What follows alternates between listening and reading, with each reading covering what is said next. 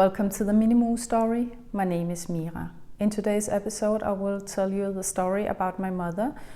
I will try to put the small pieces together, how my experiences was with her, what my thoughts are about why she acted the way she did, and I will tell you about the last time I saw her and explain the reason why I didn't have any contact with her before she passed away. Basically, my mother, she was born in 1942 in Copenhagen. She grew up in a family with a brother, a mother, and a father. I only know a few things about her younger life. I know she was married to a guy who she claimed was a fraud and took all her money. And then she was living by herself when she met my father. So my mother, she didn't get any real education as far as I know. Later on, she worked at a library. So she had quite a big knowledge about things, but she was insecure in herself, so she never took a real exam. She meets my father in the 70s, and she ended up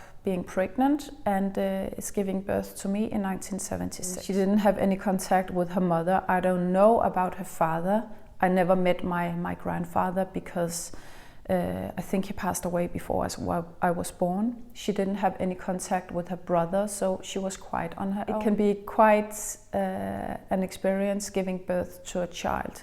And I think for many women, it's followed by some kind of depression, either mildly depressed or a severe postpartum depression. And if you do not get any help, you will end up severely depressed, doing not that healthy things. And I think my mother, she had a postpartum depression that might have led to other things. When I find pictures of my childhood, I can find them from when I was newborn and a toddler. And then later on, it's school pictures from kindergarten and so on. So something went wrong after I was born. And a few years after, when I was a toddler, small child, I think things started to escalate.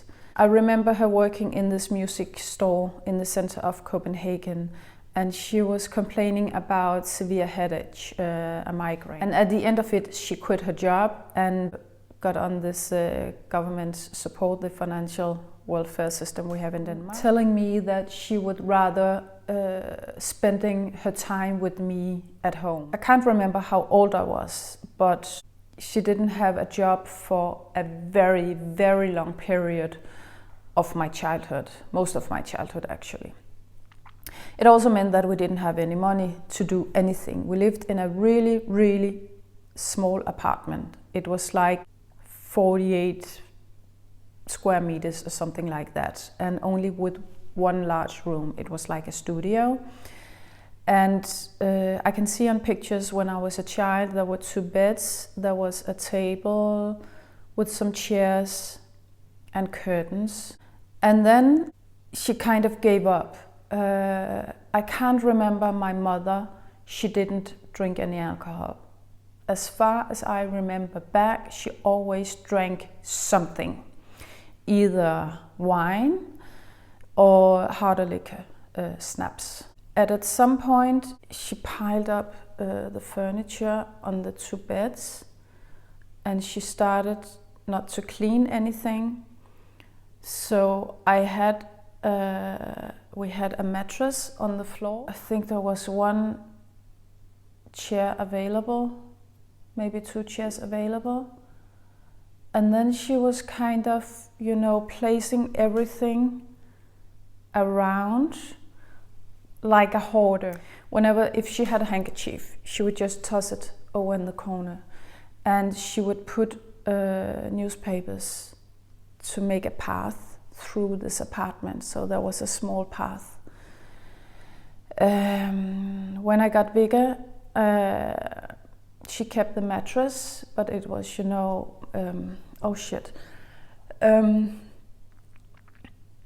the mattress was, really old.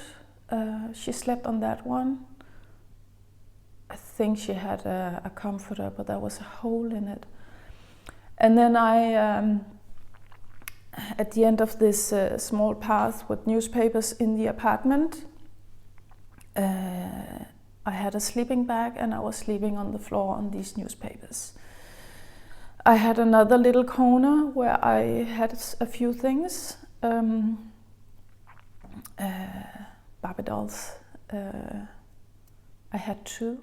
We always inherited clothes from other people, and she just put the bags all around, and then she took whatever she thought I could use or she could use. That was I was wearing. She drank at least a bottle of red wine every day, but she didn't remove the bottles, so there were also piles of bottle everywhere.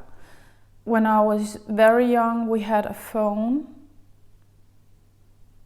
but it was disconnected because she didn't have any money for it. I can't remember we had a TV. I don't ever think we had a TV. We had a small radio which was broken. That's it. That's how I lived. I slept on the floor on a pile of newspapers, in a sleeping bag. In the kitchen, we couldn't even see. She had a fridge which wasn't connected, so she put like butter in the window frame to keep it a little bit cool, but it couldn't in the summertime. In the bathroom, there was also this pile of newspapers until I could go down and take a shower. She never cleaned the toilet. I couldn't close the door to the toilet. Today, I'm pretty obsessed about living in a nice home, having nice things, and surround myself with a decent environment, because I don't like it messy. Also because, I'm nearly blind, so if you put something on the table that doesn't belong there, I will, toss it over because I don't see it. But it also means that I had so many things going on in my childhood that today I'm obsessed with keeping a good order. This sounds completely crazy, and I know that it's impossible to believe, however, it was my situation.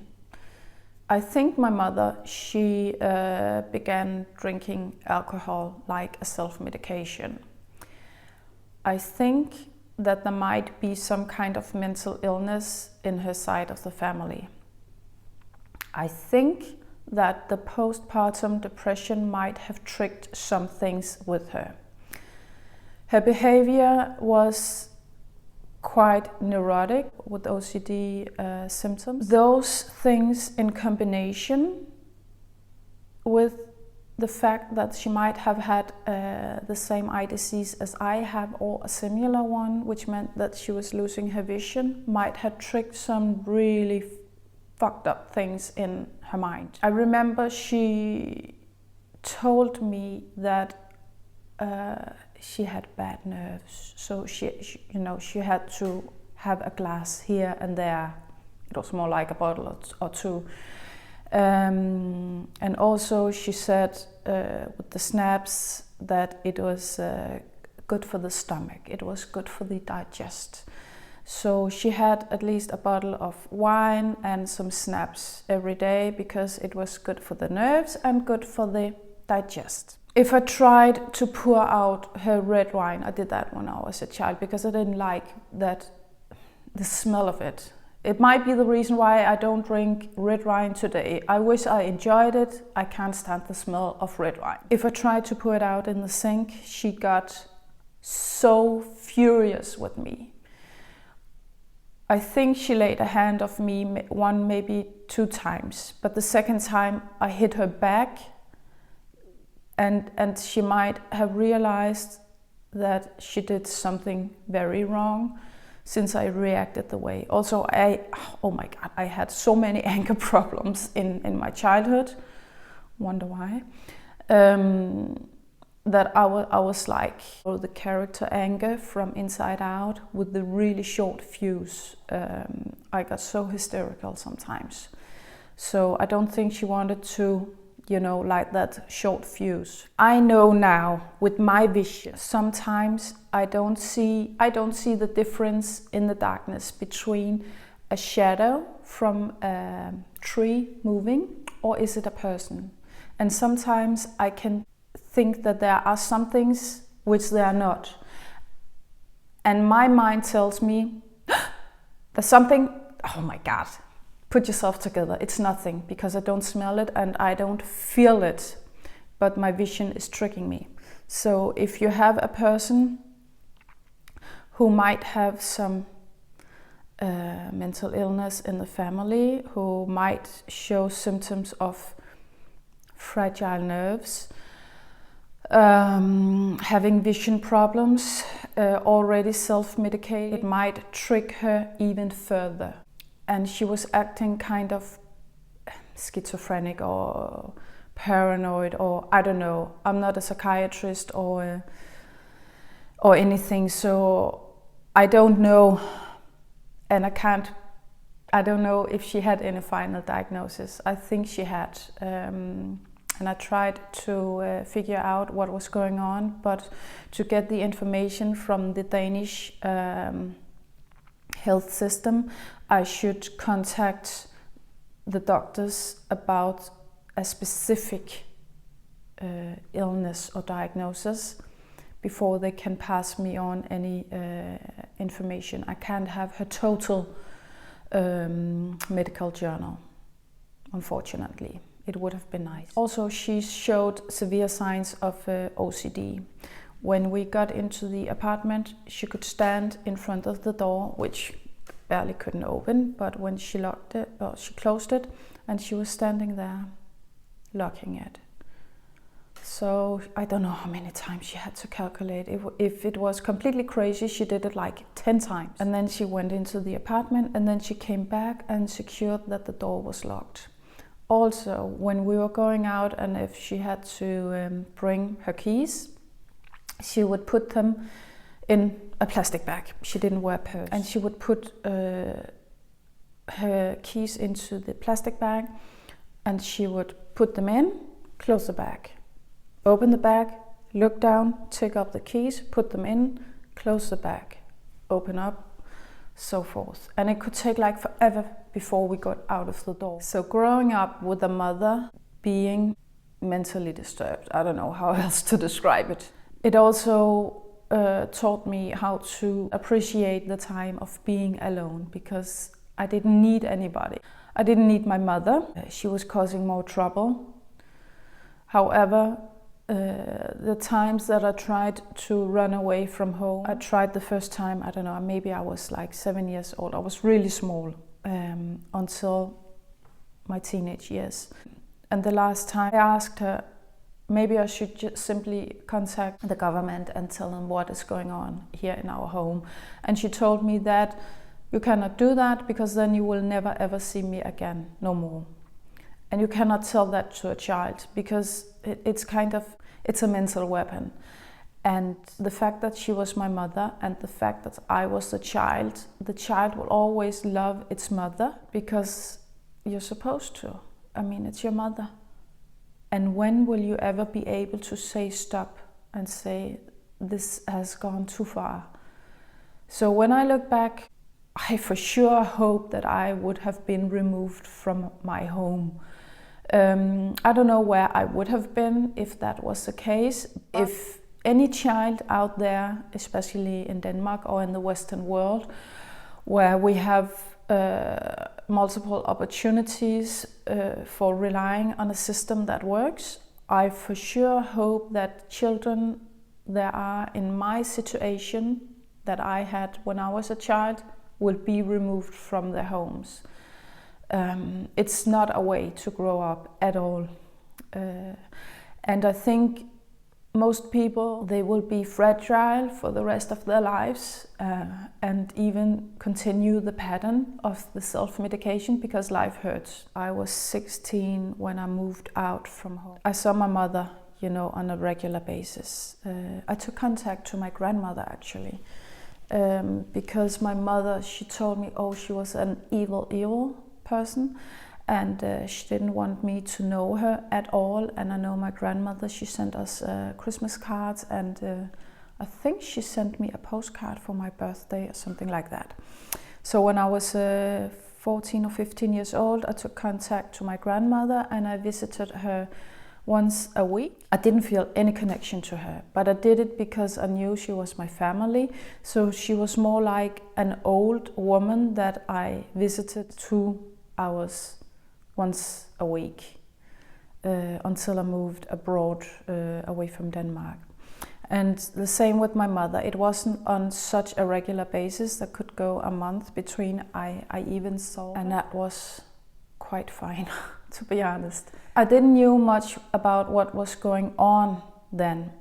She told me that, she's been on this kind of holiday. It was quite like a home, because she had a little accident, or her nerves was like, extra fragile, so she moved there for some months.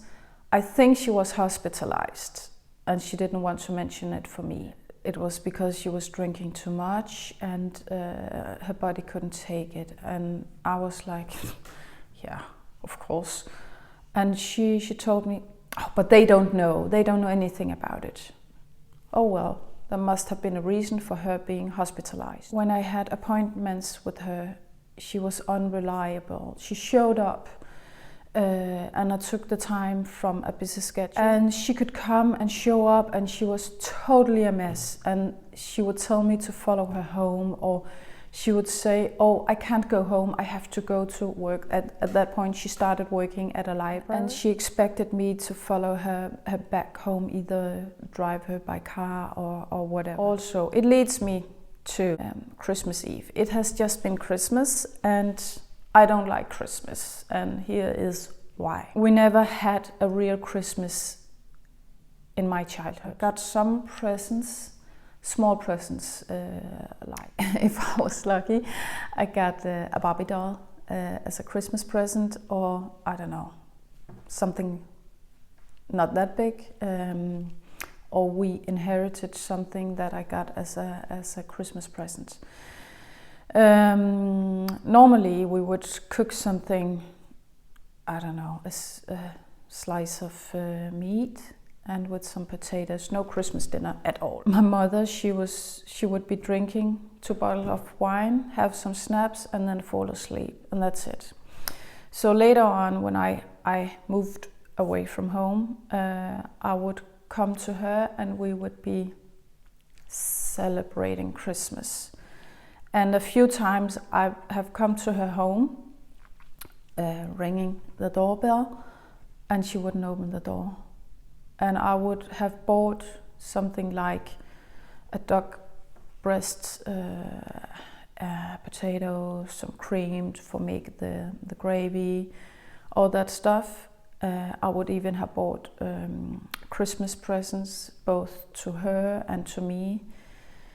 And I would stand there outside the door and she wouldn't open because she was passed out and on the other side of the door. And I would go back home and sit alone on Christmas Eve. So I don't like Christmas. Yes, this also leads to the last time I saw my mother. A lot of things has happened before this, and this was like, it wasn't the one drop that made the cup full. This was like, pouring up in a full cup.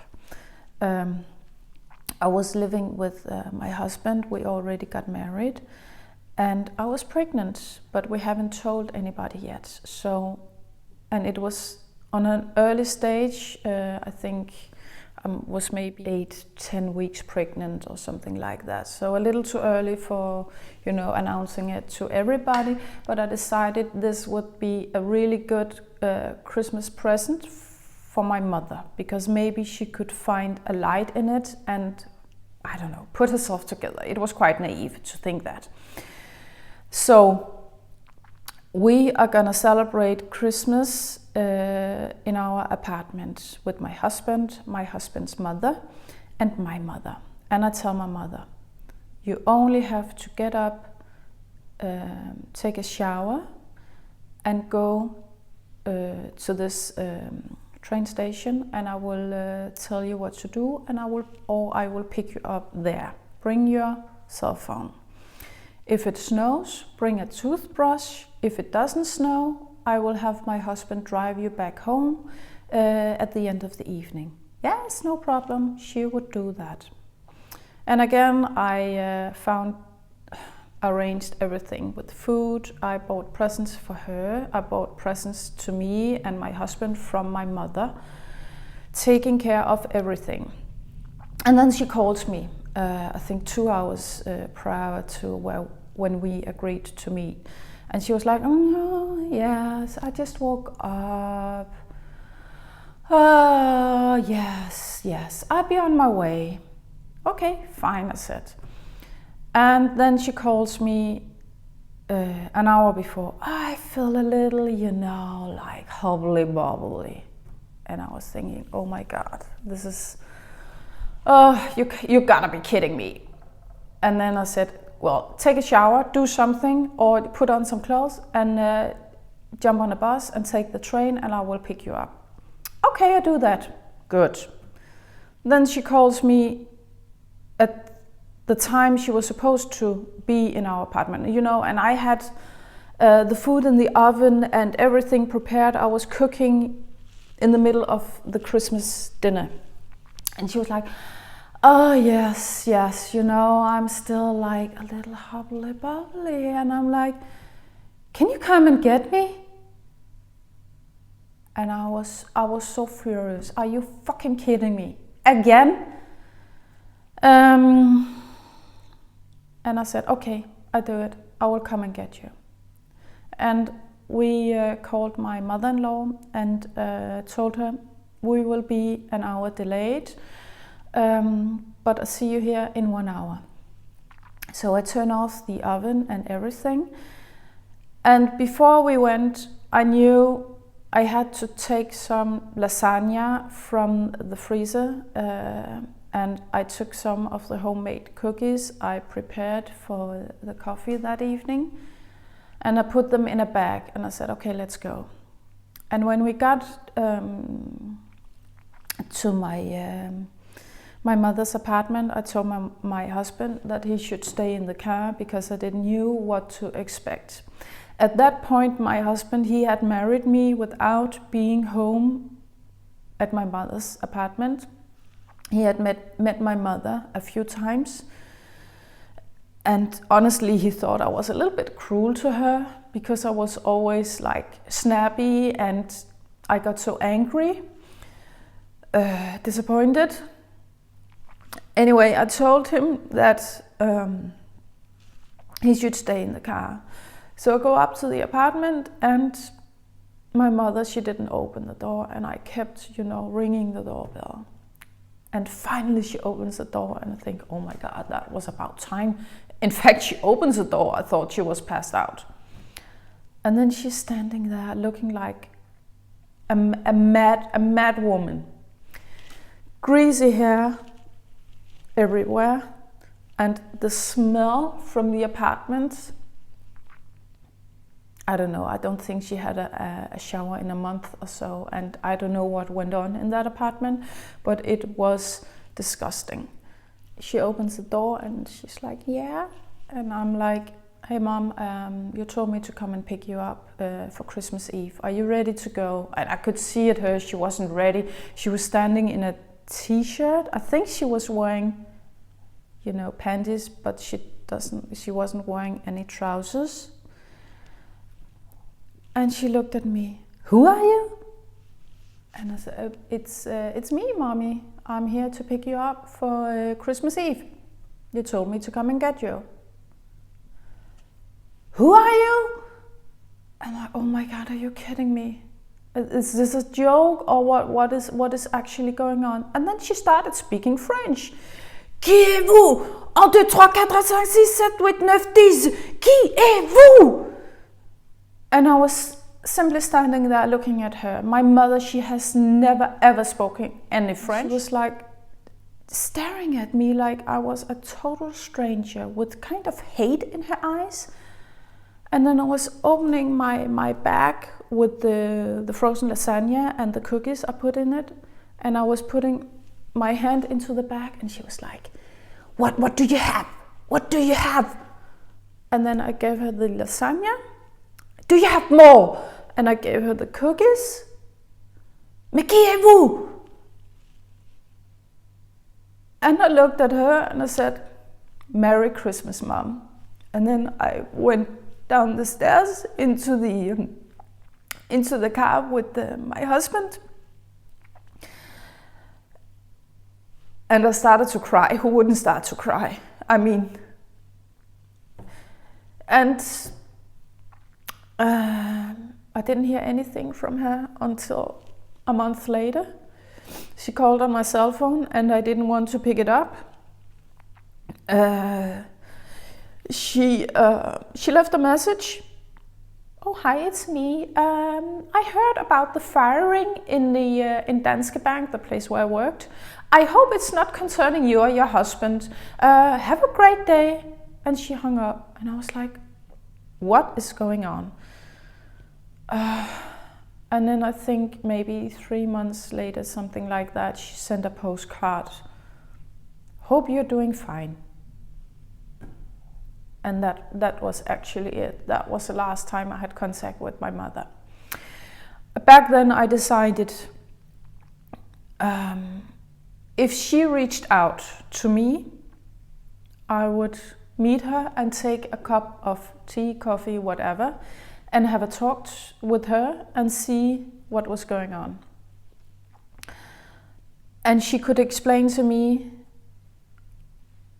how she was doing, and I could explain to her the last time I saw her, and actually all the other times I've been standing there outside the door, ringing the doorbell.